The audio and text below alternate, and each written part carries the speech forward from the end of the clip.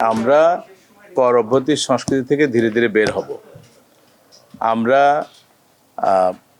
যে যারা কম রেটে ট্যাক্স দেয় তাদের ট্যাক্স রেটগুলোকে একটু বাড়াবো, যারা এক্সেমশন পায় তাদের এক্সেমশনগুলোকে আস্তে আস্তে কমিয়ে দিব।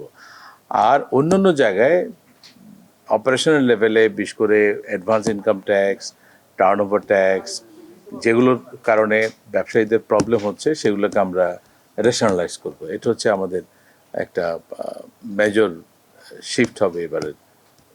ভ্যাটের ক্ষেত্রে আমরা যেটা বলছি, আমরা ধীরে ধীরে সিঙ্গেল ভ্যাটে যাব এবং ভ্যাটের ক্ষেত্রে আমাদের ট্রাঙ্কেটেড ভ্যাট যেটা, এখান থেকে আমরা আস্তে আস্তে উঠে যাব। এটা হচ্ছে আমাদের ভ্যাটের ক্ষেত্রে আমাদের যেটা চিন্তা। মোটামুটি এবারের আইনে ব্যবসায়ীদের দাবি দেওয়ার যথেষ্ট প্রতিফলন থাকবে রেশনালাইজেশনের ক্ষেত্রে, বিভিন্ন টিডিএস রেট এবং অন্যান্য জায়গায়। আবার অব্যাহতির ক্ষেত্রে যারা দীর্ঘদিন ধরে অব্যাহতি পেয়ে আসছেন তাদের ক্ষেত্রে তাদেরকে একটু নতুন করে চিন্তা করতে হবে যে না, এখন আমাদেরকে ট্যাক্সটা দেয়া শুরু করতে হবে। এটা হচ্ছে আমাদের মুদ্রা আকারের মেসেজ। আর